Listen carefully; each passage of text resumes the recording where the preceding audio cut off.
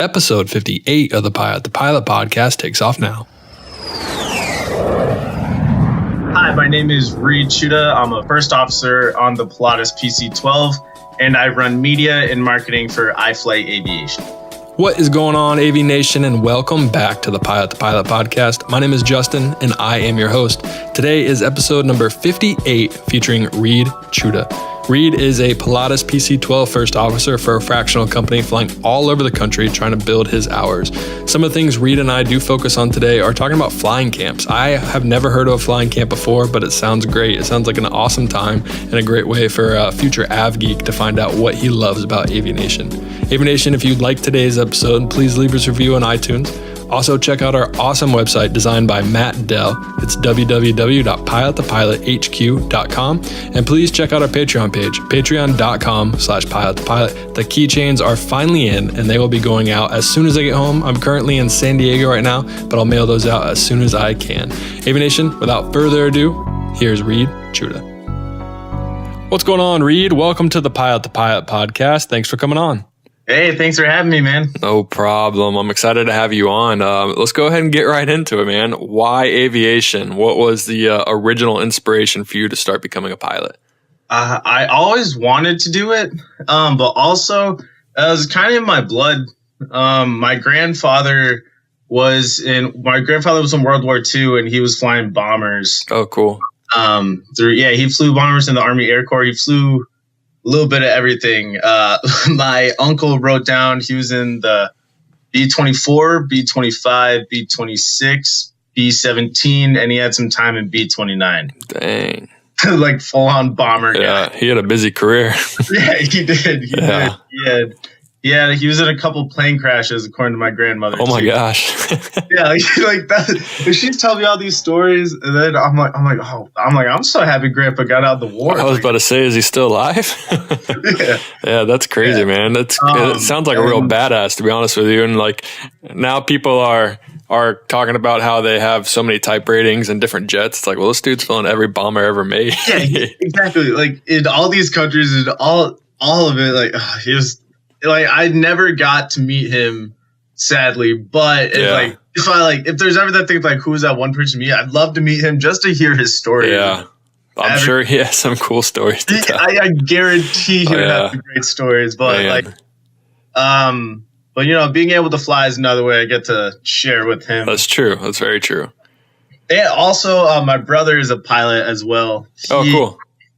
Yeah, he is a fighter pilot for the U.S. Navy. Nice. He gets to fly real fast jets. Yeah, he does. And people always ask me, like, did you follow in your brother's footsteps? But he and I always wanted to do it. He's just 9 years older, so he was able to do it first. Yeah. But, it's something I really always wanted to do. You know, as you know, with any pilot, you're just, time a plane flies up, you're just looking up. And definitely that from a young age. Was so your grandpa was kind of the inspiration, as you're saying, and was there anyone else in your family other than your brother? Did your dad, your uncles, any other aunts or anything? Were they in aviation at all? No. So it kind of skipped a generation and then went to you and your brother. That's it. Yeah, I have an uncle who's very passionate about aviation. Like he's big. He's like a big aviation history buff. Like he and I went down to where the Wright brothers did the first flight. Oh, cool. Kitty Hawk. Kitty Hawk. Yeah. He and I went there. And then he took me to a bunch of air shows. He took me to an air show. I forgot, somewhere in New York, to go see bombers that my grandpa flew. Oh, cool. So the passion has always there, but actually like getting stick and rudder, that's definitely skipped a generation. Yeah. So how did you and your brother kind of start going after the aviation, since it did skip a generation? Were your parents hesitant of you two getting into it, or was it kind of like, no, like go for it, let's see where this goes? Yeah, hats off to my parents. They are extremely supportive because I know they both have gray hair now, definitely my brother and I. Yeah. But they were very supportive. My brother did all of his flying through the military. That's how he and I differ. He went to college and then went through OCS and everything, go to military. I was able to find out that you could actually go to college to fly. Yeah. I'm like, oh, okay, cool. I'm not going to go to engineering school anymore. I'm going to go fly planes. It sounds more fun. Yeah, for sure. I started flying in high school. Oh, cool. Which really set forth everything. My hometown airport in Keene, New Hampshire, Kilo Echo Echo November. That's where I learned to fly. That's where like my true passion for aviation took off. Mm-hmm. Well, actually, that's not where it really started. Was how I first started flying was University of North Dakota has an aviation camp. Oh, nice. I went to that for a week. And that's where it comes with my parents being supportive, because I'd always want to talk about flying. And they found this camp where I could fly for a week. My parents looked at the investment. They're like, all right, we'll pay this money to see if you actually want to do it, rather than like you go there for a semester, take all these loans out. You're like, well, no, I get sick all the time flying. Yeah. Maybe this isn't for me. Right. So they helped me out make that decision. So flying at UND for that summer camp was awesome. Talk to me about the summer camp. What does the summer camp entail? You said it was a week. Was it like some ground school in the beginning and then like they flew for 5 hours, or did you do like lessons? What did you do? Yeah, it was legit lessons, which was cool. So it was a combination. So it was like overnight camp. You did ground schools, and you actually flew the airplane. Oh, cool. But yeah, it was like, that's what my parents like really didn't believe when the like recruiter for the camp was like, no, he'll actually flying the airplane. Yeah. Like, oh, what? Like they're like, wait, Reed's gonna fly a plane? It's like, I don't want to drive with this guy. This kid's 16. Yeah. But I feel like that was the other thing where my dad just is like, he just got his driver's license. Now we're gonna be like, no, yeah, now you're gonna go off the ground. For sure. So you got to.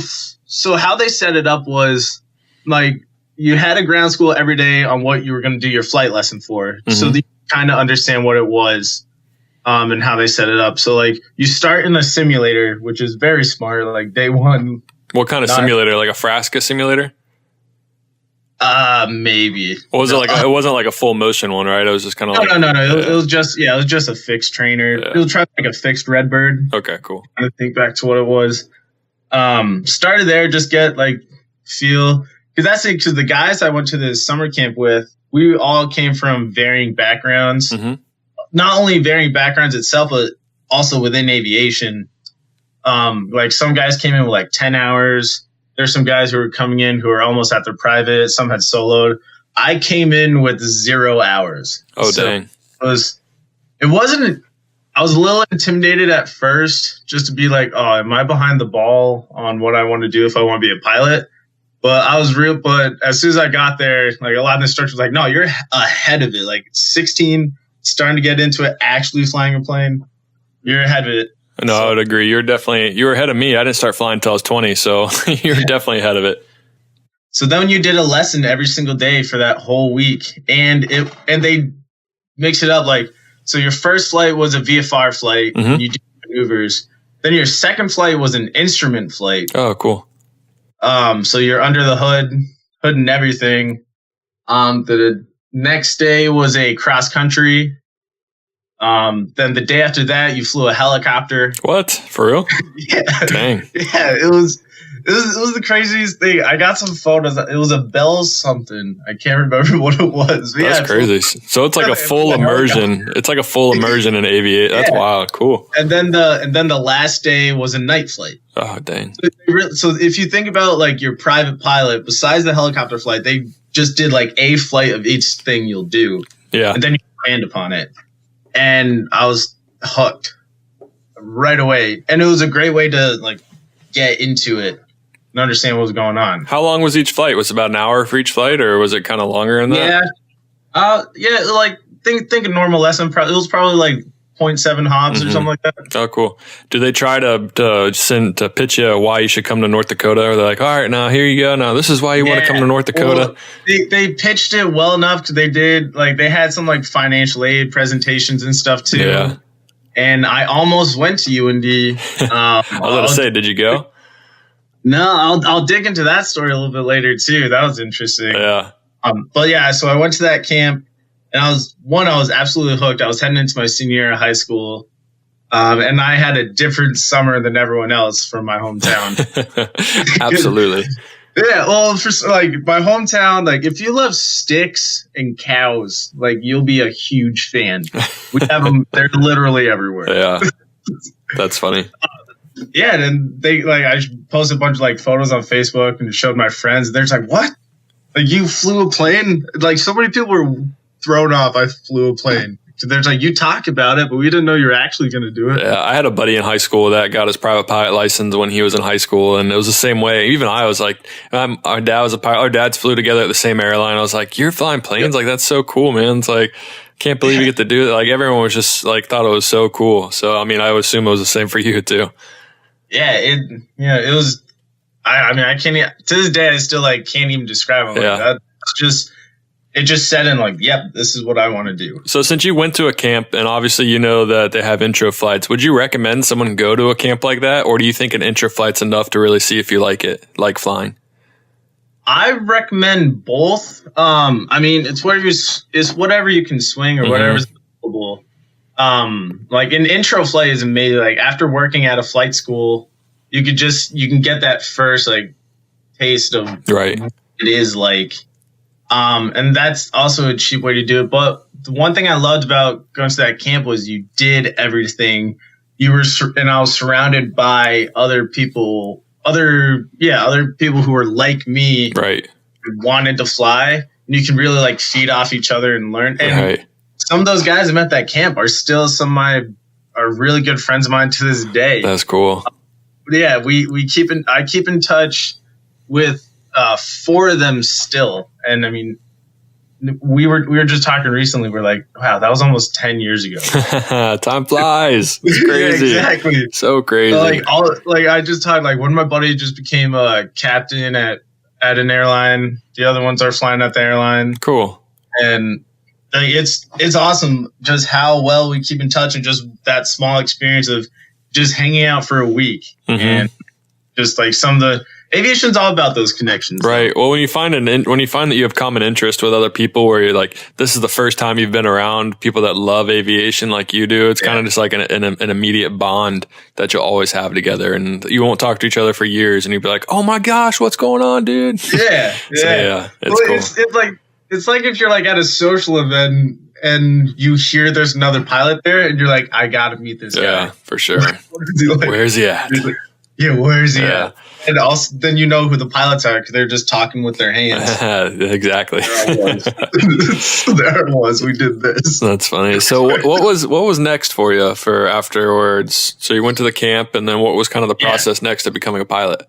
So in my senior year, I was applying to colleges, and the only schools I applied to was aviation schools. I visited them all. So I applied to University of North Dakota, Florida Institute of Technology, Embry-Riddle, and then on top of that, I applied to, it was a non-aviation school, St. Michael's College in Burlington, Vermont, which is where I actually ended up going. No way. So you found out that you could go to school for aviation, and then you went to a school that didn't have an aviation program? Yeah, it was because my parents, we were doing the financial calculations. Yeah.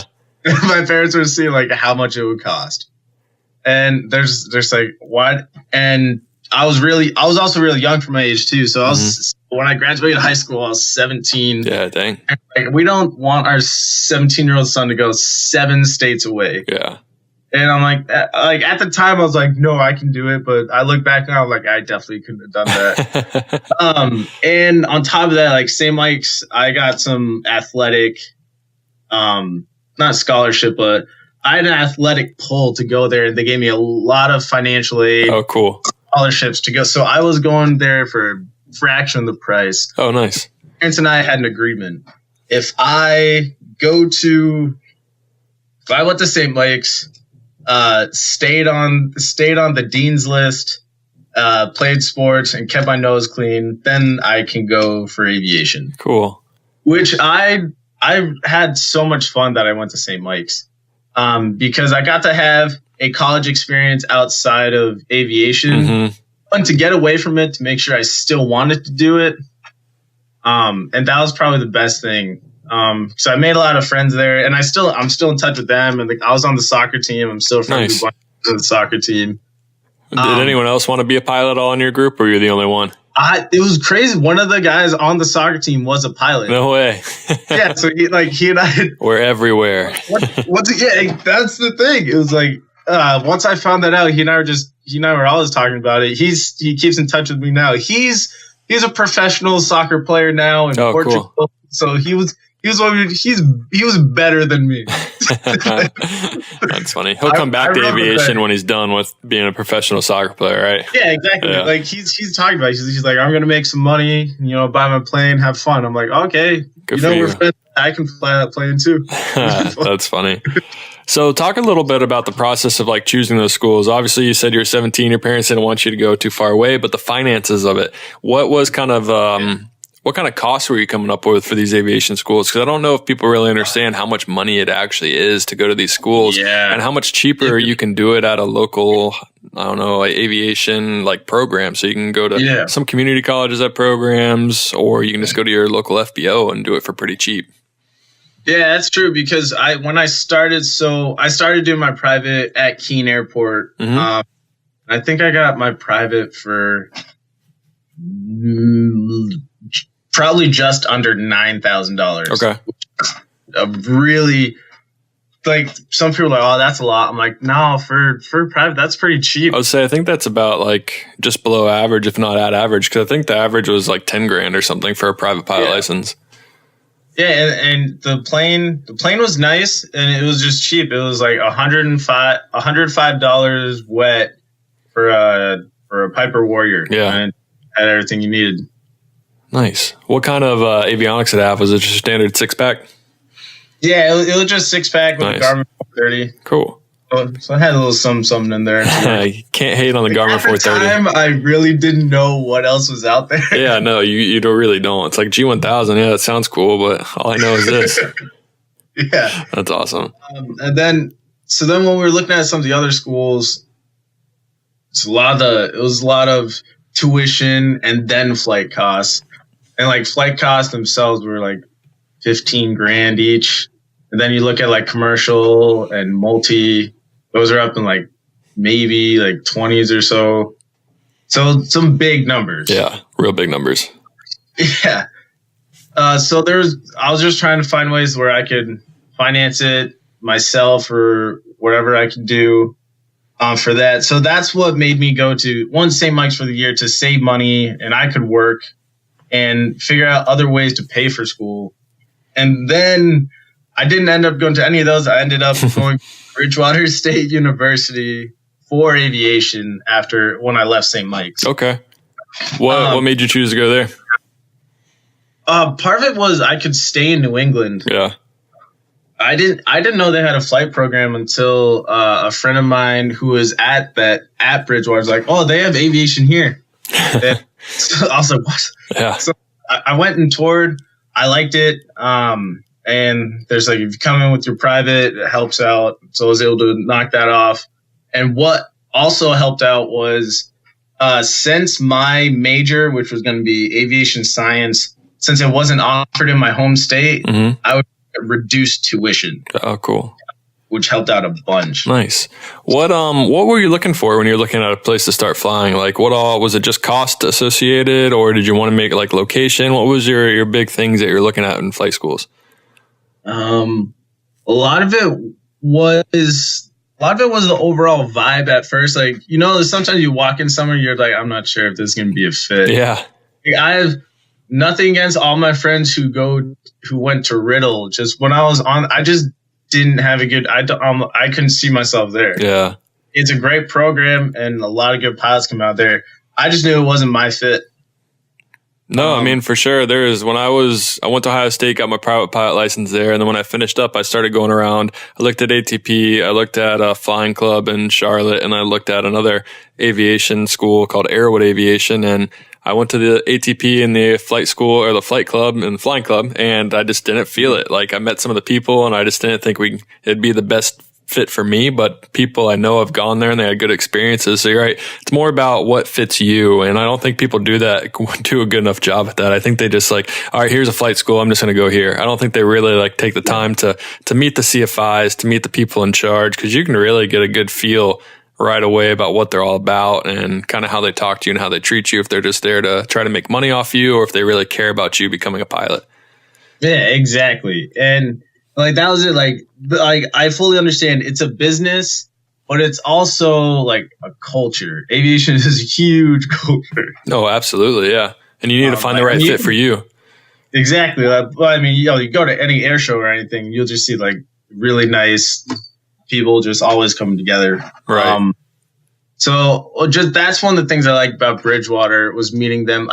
So when I went to Bridgewater, I didn't end up flying at the school itself just because it's a problem with all flight schools right now, like being low on CFIs. Yeah.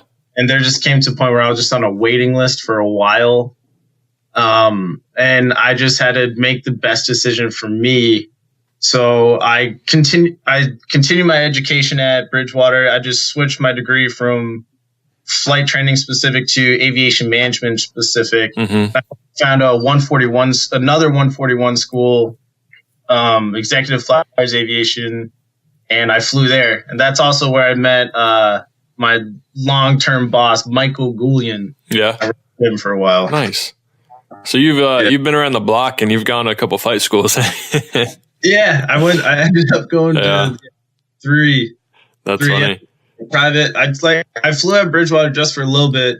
But yeah, it stunk that I couldn't keep flying there because like it was really good training. Mm-hmm. They were backed up, and that's not their fault. Yeah.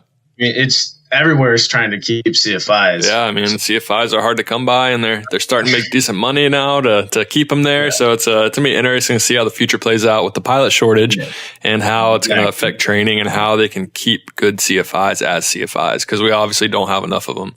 We have more of the people that just want to build their hours and peace out, which there's nothing wrong with that because you can make a lot of money in the airlines. Yeah, exactly. Like there's both types of like there were good CFIs who liked it and were ready to get in and out. I had a friend who told me he's like, I'm gonna instruct, I'm gonna hate it, but I'm gonna be out of there in a year. Yeah. Okay. Well, at least he was honest. No, for sure. You got to be honest about it. I mean, I'm sure he still went to work and like wanted to teach people and make them the best pilots possible. But yeah, if you only want to be there a year, then that's fine. Nothing wrong with that. Yeah. What was your training like? What was, did you struggle with anything at all in particular, or was it pretty smooth sailing? I'm not gonna say it was smooth sailing, only because it's tough. I still want like people to be like, "Oh, it's super easy." It's a lot of work. Yeah, I was just lucky that I was surrounded by people who had like the same passion stuff that I could study with. Like one of the things I did was me and two of my friends who shout out to them because they are all doing very successful in their career, and we always bring it back to this point where we would rent out a study room at the library at Bridgewater, and we would just be in there for like 4 hours, 3 times a week, and just hammer in subjects. And it was great to study in a group because you were able to bounce ideas off each other. Someone probably who had a better understanding of one concept could explain it to us. Mm-hmm. Whiteboards is probably to anyone who wants to be a pilot, whiteboards are your friend. Buy a whiteboard. draw it out, erase it, draw it again. That's funny. Yeah. I mean, instruments tough. A lot of it has to do like the ground side of things is just understanding the new regs and holds. I know I had trouble fully understanding holds at first. Now I do them so much that I'm like, I don't know how I struggled at that. Yeah. So stuck on holds. You just got to practice it. I mean, it's just like everything else. It's like everything's going to be, it's like a foreign language. Once you see it for the first time, it's really confusing. But the more you immerse yourself in it, the more you are doing it and actually do holds or watch videos on it, the more it's going to be second nature to you. So it definitely just takes time for the holds. So if you get discouraged, don't worry. Everyone was discouraged about holds at one point. Yeah, there's like I have an entire row on my bookshelf that were just books I used going through all my licenses. Mm-hmm. I think out of the probably 15 or 16 books, probably 8 of those were just instruments. That's funny. What was your favorite book you used when you were training? I'm looking at it right now. It was Rod Machado's Instrument Pilot's Survival Manual. There you go. Shout out to Rod. Shout out to Rod. It was a really good book. That's good. What did you like about it? Just the way he wrote, or did he have different concepts than everyone else? The way he wrote and explained it and broke it down. That was a good one. And then, there's the other one, the Everything Explained for the Pilot. Yeah, I love that book. That's a good book. That's a Bible. Yep, that is. That book is. That helps out a lot. And it's funny too. Yeah. How they explain it, then you read it in the like one of the published books, and you're like, oh, he made this one way easier. Yep, for sure. I can't even spell some of the words. So what was next after your training? How did you build your hours? Did you CFI? Did you aerial survey? What'd you do? Oh, I hopped on the survey train. Oh, nice. Where'd you work? I had a lot of fun. Yeah. Doing survey. Were you doing like big digital cameras out of the plane with a hole in the plane, or what kind of surveying were you doing? I had a nice setup. Yeah, I had the holes in planes and set up everything. What kind of planes were you flying? Oh, I was flying the Glorious 172. Okay. It was extremely humbling. Yeah, I bet. Everywhere. So why did you choose surveying over, say, CFI?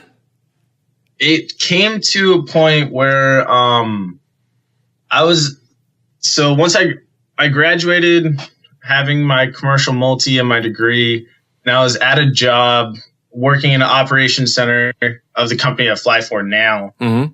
At the time, I was working 40 hours a week and trying to work on my CFI. And I just wasn't able to fly as much as I wanted to because I was like, I'm making some money.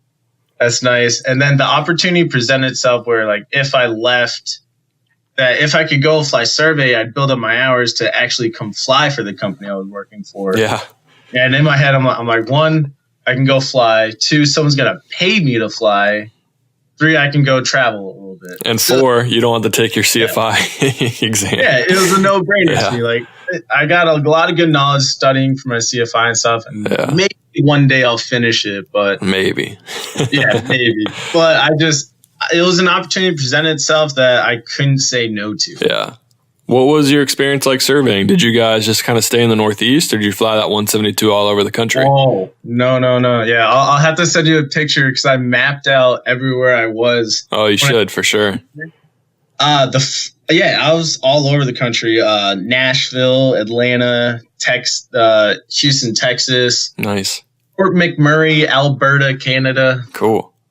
Yeah, we flew aero. When I flew aero survey, we did it in a 206, 310s, Aero Commander, and some Aztecs. And I was in an unpressurized 310 at 21,000 feet for 5 hours shooting pipelines over Colorado. So, I mean, that's one thing I liked about aero survey is that you get a lot of good road experience. You kind of get to get a feel for what it's going to be like on the road. You know what to do when you go to an FBO. You kind of like, what the deal is, how to get a hotel, how to wake up on time. Like, just things that you don't really think about, just like the life of a pilot. That's what I explained to my buddies who else. They had like some knowledge, but I had operational experience and really play out during the job. And it still shows to what I do now. Absolutely. Up and in and out of FBOs and such. Well, me going aerial survey kind of made me realize that I really like general aviation. It kind of took me away from the idea of wanting to be an airline pilot, where I was just like, I kind of fell in love with the FBOs. I fell in love with flying to smaller airports, and it kind of just like caught my eye. So without going to aerial survey, I'd probably would have gone CFI, gone and sit at a regional. You don't really know I don't know where I would be right now. I'd probably be captain at a regional in Charlotte, North Carolina or something like that. But now I'm flying for a good corporate company in Chicago. So it's like, you never know. You and I are exactly the same on that. Is like, I just love general aviation so much that I'm not sure what my next step will be when I'm done flying the Pilatus, or if I stop flying the Pilatus. Right. It really is. I love the travel. I like how I can go from Block Island, Rhode Island, which is a very short runway, and to Teterboro. Right.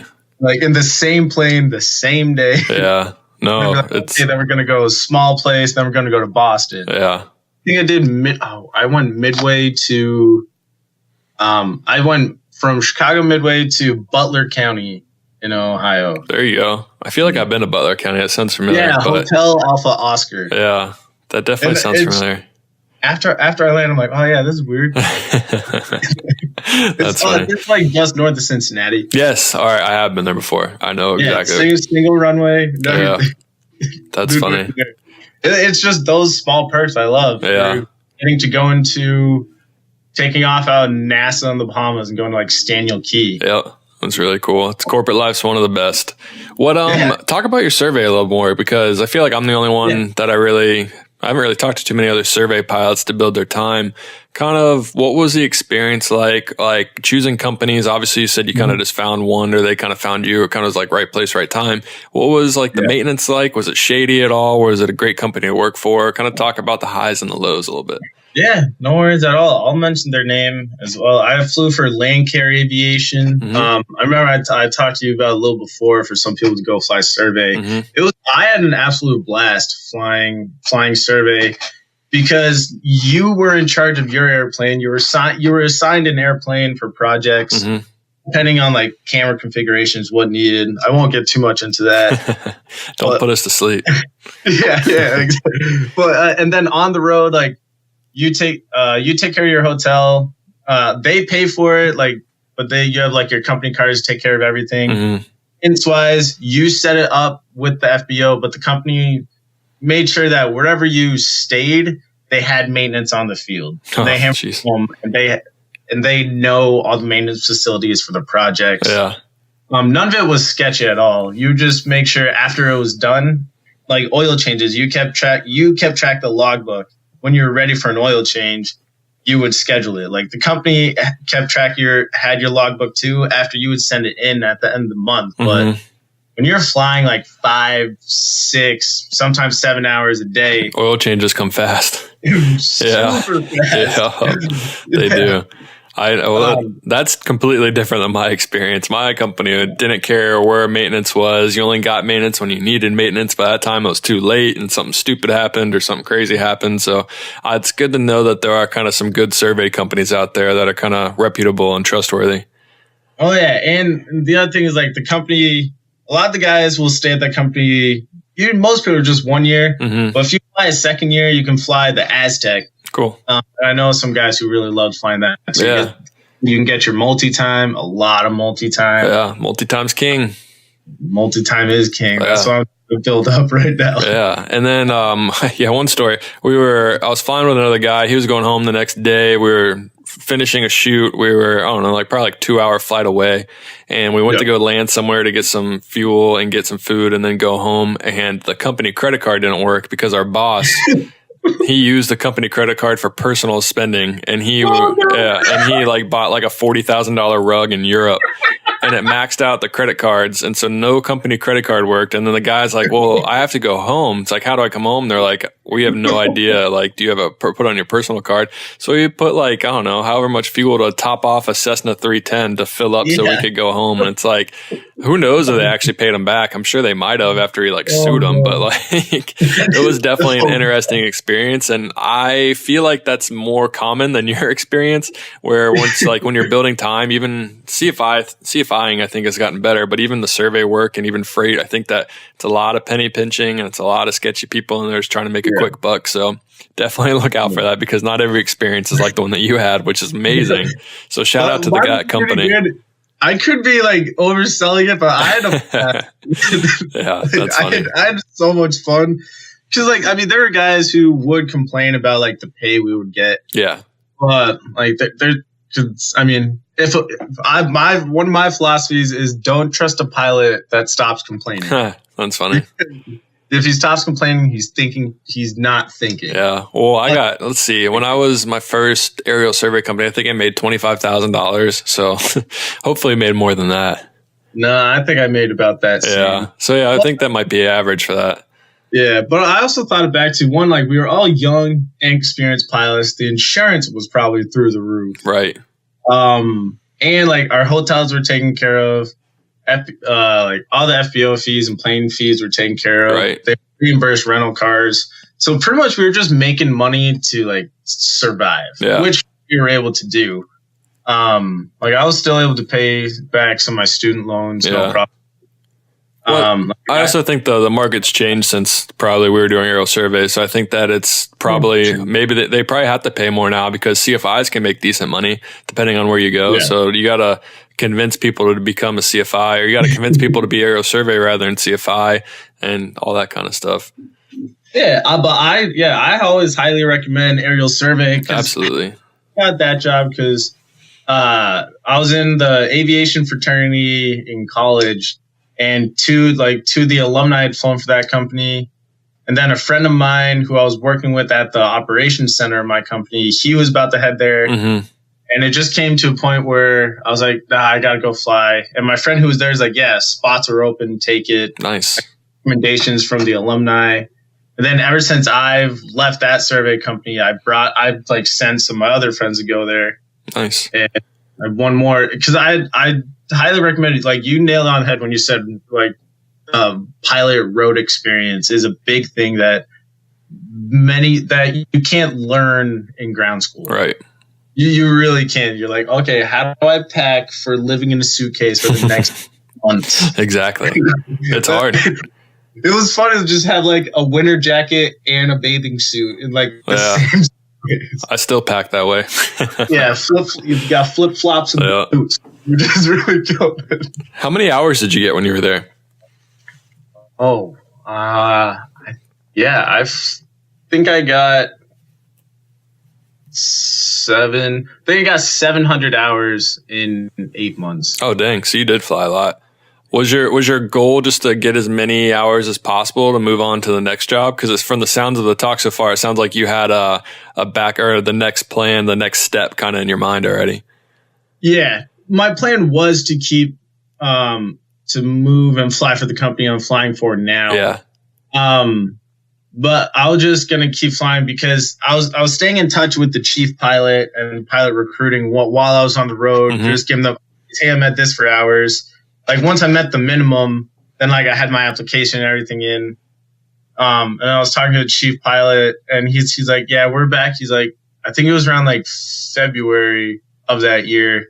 Like I was qualified, but he's like, yeah, we're not doing interviews until April. And I'm like, all right, well, I'm going to stay because my boss at operations was like, yeah, you can come back and get your old job and work here. I'm like, no, I'm going to stay in the road, keep flying. Like, yeah, might as well. Stay current.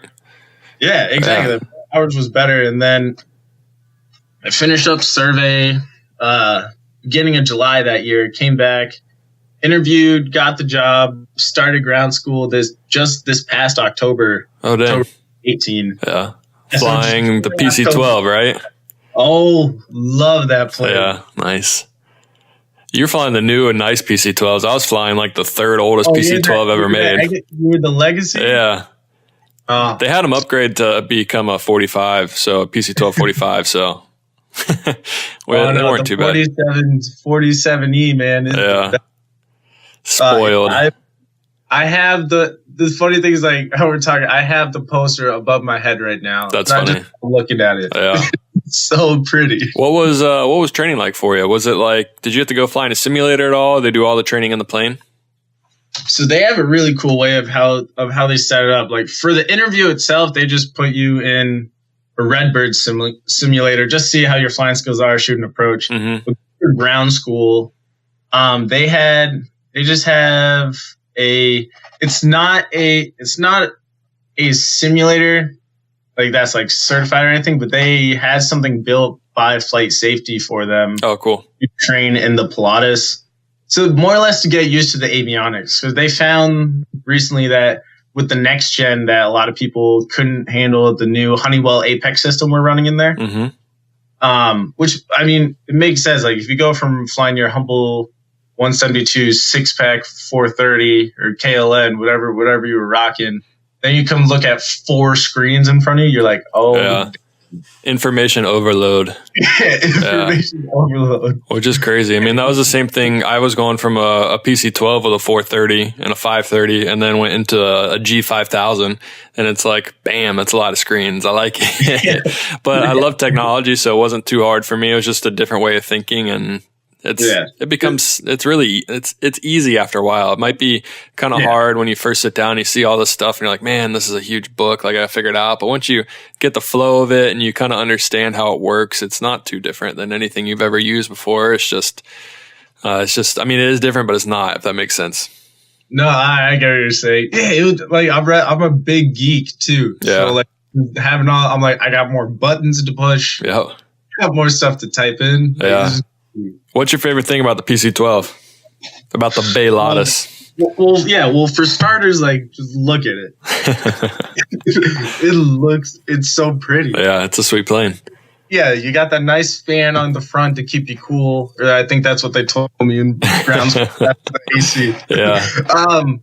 And I just love the capabilities of the plane. Yeah. Like, as I said before, like getting in and out of short field and going into big fields at the same time.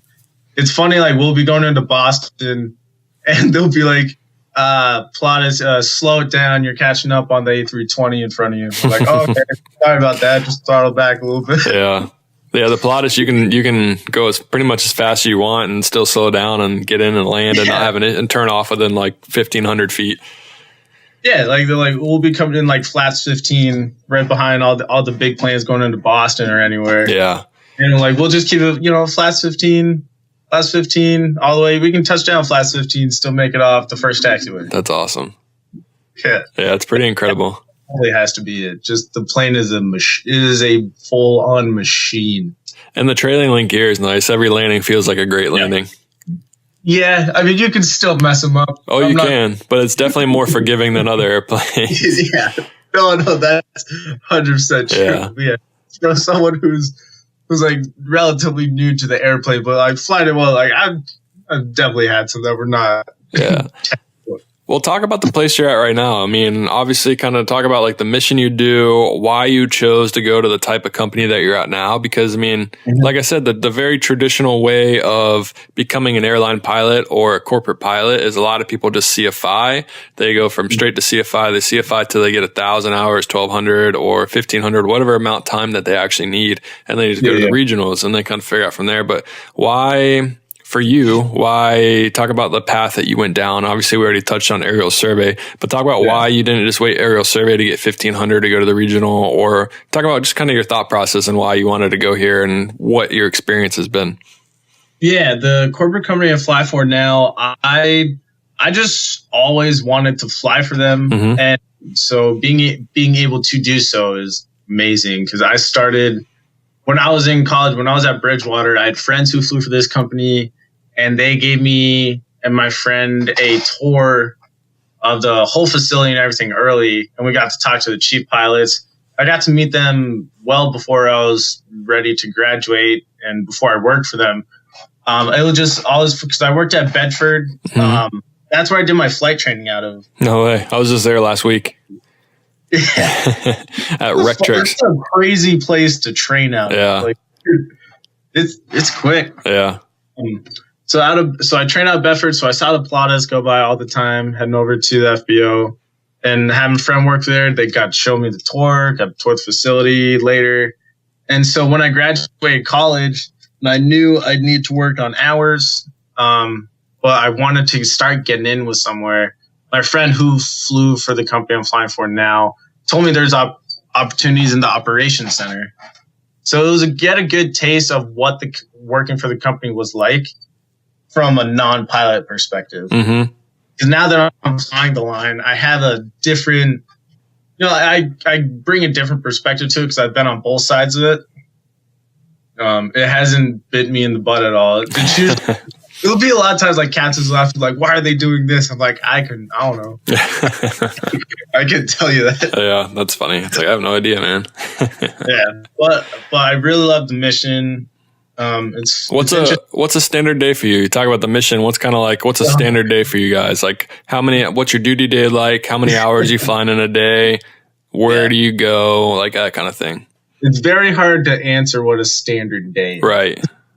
Just because it's flying fractional. Yeah. Very but here's like our duty and duty limitations. It's 14-hour duty day. Which is, I haven't ever had a full 14-hour duty day, which is nice. And then we're maxed out at 8 legs. I would say we average flying 3.5 hours a day. Okay. How many legs do you usually fly in a day? Right now we're in a bit of a slow season. Yeah. Just because it's wintertime, but once the summer comes around, like you could almost be flying 7-8 legs every day. Like Martha's Vineyard, Nantucket, Boston, like that kind of stuff. You're doing the island shuttle. You'd be like, okay, Boston, Nantucket over to White Plains is the Vineyard up to Bedford, Nantucket, just keep bouncing all around. Yep. Yeah, that fun shuttle. Right now, a lot of it is a little bit longer flights. You'll have 2-3 legs, but they're longer. Like gotta take someone Teterboro down to Orlando or something like that. Right. Which is nice. It's not. Oh, it's been fun because I live in the Northeast. Yeah. So when I get to go down to Florida for at least half of my cycle, I'm ecstatic. Get out of the cold and see some sun for the first time. Yeah, it's exactly that's why I packed the bathing suit and such in the suitcase. You don't even what's gonna go on. You don't. Or they'll send you to Colorado, and then you're like, that's frigid. Yeah, but at least it's got some mountains. That is. Yeah, that's true. So what's next for you? What's kind of like your goals in aviation? Are you going to stay at this company? You said you're first officer for the PC-12. Mm-hmm. Are you going to upgrade to captain? I know they have options at a jet, a PC-24. Are you going to stay and kind of want to fly all those planes? Or are you going to kind of just stay captain and then kind of go from there? Yeah, my long short-term goal is to upgrade to captain at this company. How far away do you think you are from that? I'm planning to do that in the fall, so around my 1 year. Nice.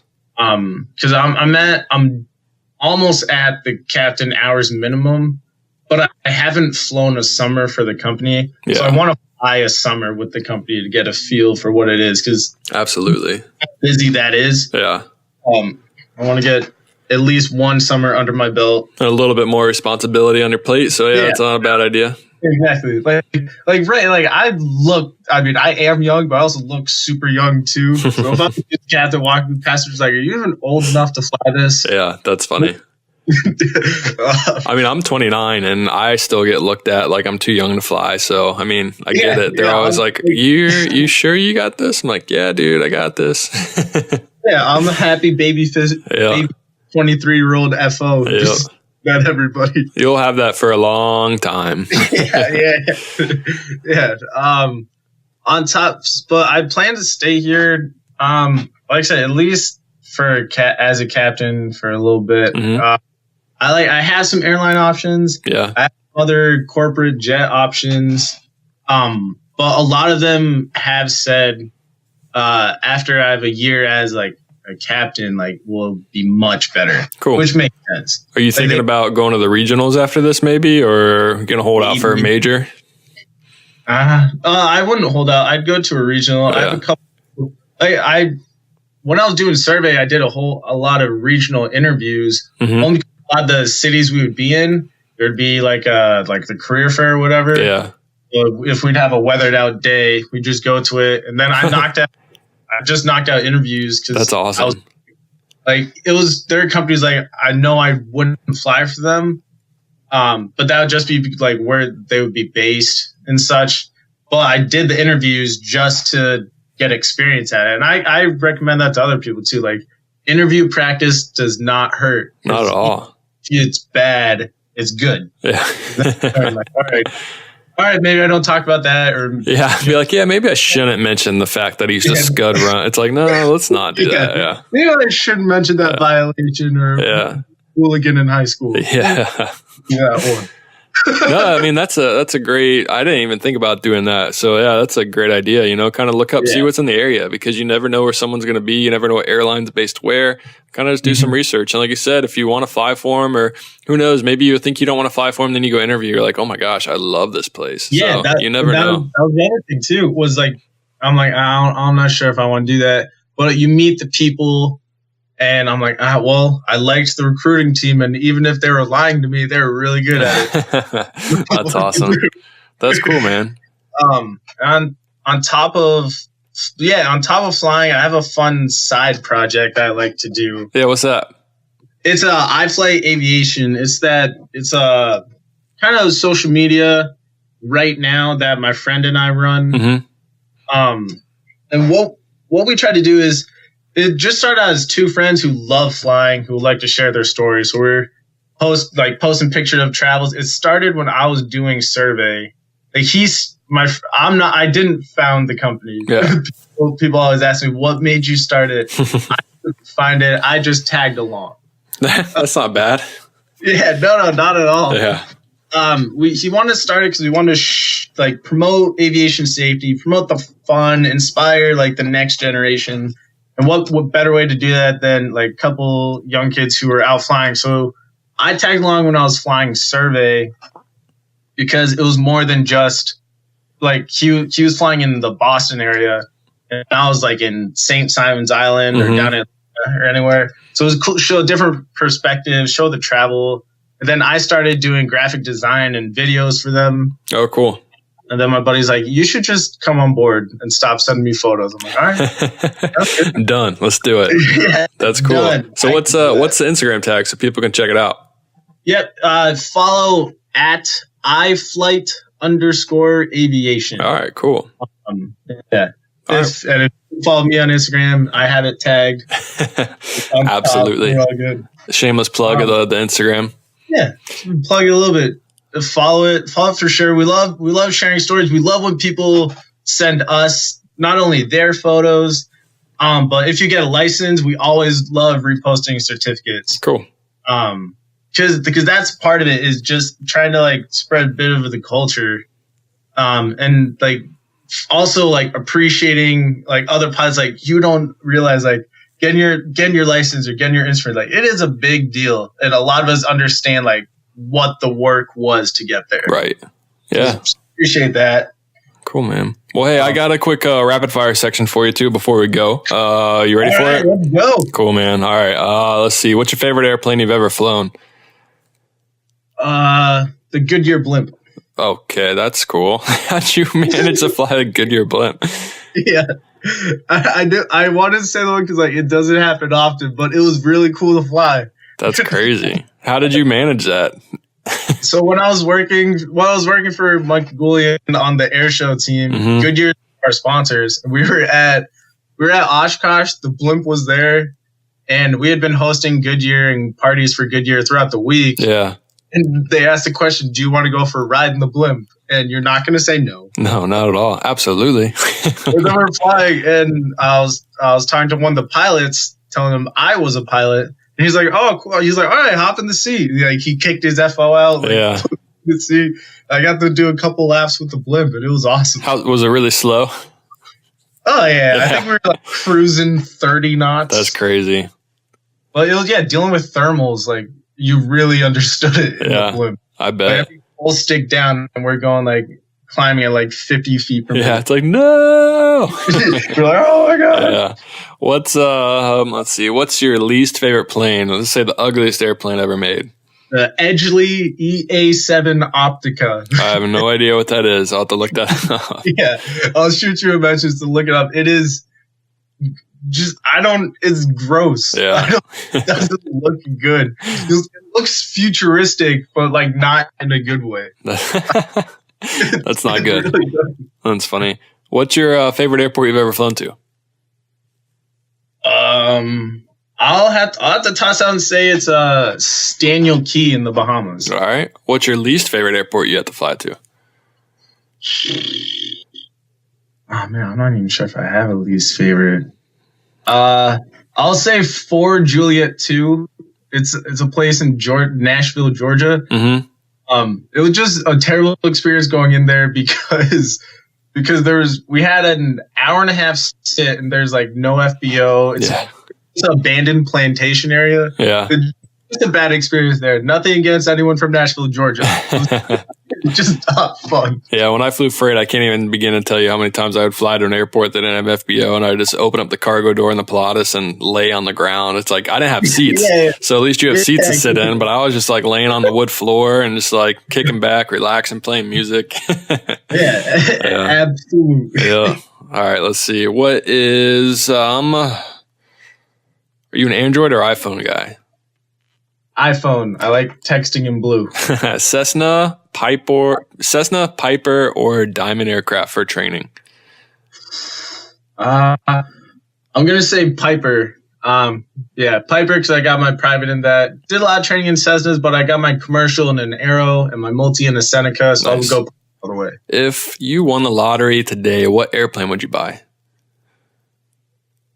I would buy the Cessna 182 that was in The Godfather Part 2. There you go. It's very specific. I'm not. I almost just said the tail number, but someone else will take it.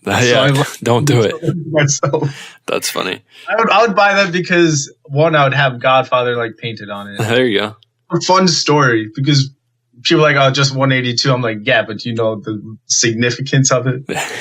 And then it was a good conversation starter. It is. It definitely is. What's your favorite airline livery? American Airlines, man. There you go. Gotta love the tail. Gotta love that flag. Yeah. What's your least favorite airline to fly on? Probably United. Yeah. Nothing against United. Just like they always. Just something always happens whenever I'm on United. So maybe it's you. Maybe United would say that you're their least favorite passenger. I was trying to be like super nice and smile. There's like, we see through your games. That's funny. They probably do. You're right. Would you rather? I'm just kidding. Would you rather fly over beach, mountains, or the country? I like to fly over the beach because there's just way too much stuff that could happen flying over a mountain. Yeah. Like, it looks cool. Yeah, it does. I'll go over the beach. Nighttime or daytime flying? Dang it. Nighttime flying is amazing if you're over a cool city, but I'm going to go with daytime flying because it's cool all the time. There you go. Cool. Well, those are about all the questions I have for you, man. I appreciate you coming on the podcast. It was fun to talk to you, and I think that it's just cool to hear different sides of the story about not becoming a CFI and kind of working your way to get your hours. Because people know it's out there, but they don't know necessarily how to go about getting a job there. And just knowing that there's a ton of options and that there's good options that take care of their planes and their pilots, it's always good to promote. So shout out to that. But yeah, man, I appreciate you coming on. And man, thank you so much for having me. It was a blast. After being a fan of this podcast, being on it, and what you do, your story. It's incredible, dude. I appreciate it, man. Thank you. I'll find you around in FBO at some time. You probably will. You missing each other. I would say you were in Boston we were in Boston at the same time. I think that one time. At the same time. And I was kicking off as soon as you posted. Just landed in Boston. I was like, no, dang it. We got to land. Abort the takeoff. Abort takeoff. I got to go say hi to a buddy. Yeah, that's funny. Well, cool, man. Like I said, I appreciate you coming on, and have a great day, and keep me updated on your progress. Sounds good, brother. I'll catch you later. All right, man. See ya. See it. Bye. And that is a wrap of episode number 58. Aviation, thank you for listening to today's episode. If you enjoyed the episode, like I said earlier, please leave us a review. Check out our Patreon page, patreon.com/pilotthepilot. And as always, follow us on Instagram @pilotthepilot. I hope you enjoyed today's episode. Please excuse if the sound quality is a little bit off on the beginning of the end. I'm using my B mic as I'm currently out in San Diego. Like I said earlier, I'm on a trip. I'm on a 9-day trip. So once I get home, I will make sure to mail out those keychains, the stickers, and the t-shirts to everyone. Thank you guys for being patient. It took a little longer than I thought, but I appreciate you guys and girls, and thank you. And I look forward to creating more episodes and more swag for you guys to check out. I hope you enjoyed today's episode, and as always, happy flying.